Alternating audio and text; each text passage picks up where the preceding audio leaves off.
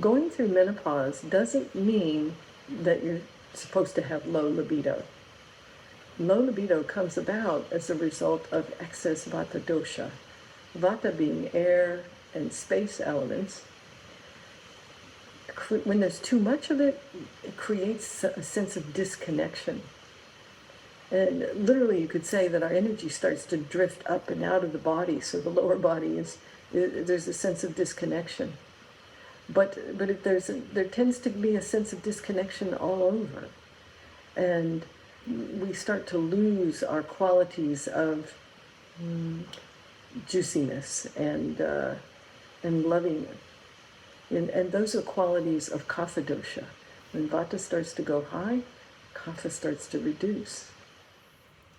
I'm Myra Lewin, founder and director of Halipule Ayurveda and Yoga, where I've guided over 10,000 people to feel fabulous and symptom-free with holistic natural practices. Now, some women go into menopause and the libido goes down, and then they start to put on weight. And sometimes people want to blame that on kapha dosha, but it's actually a result of the vata and poor digestion.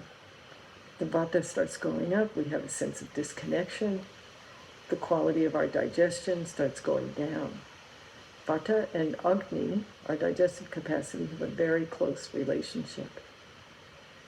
So the solution is still the same. We come back to taking care of the root cause, which is to take care of our Agni and to take care of our digestive capacity.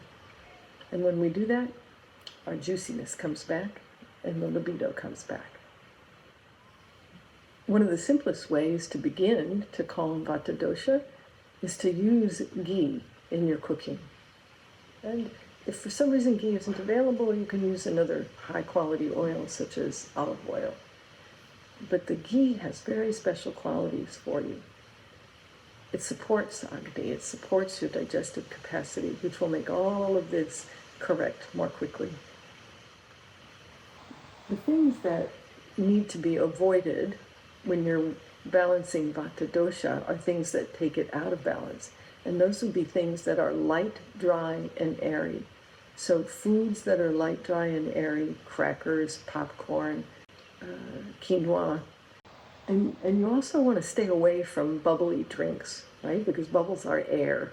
And so we don't need to consume more air when we're actually trying to reduce the amount of air and space.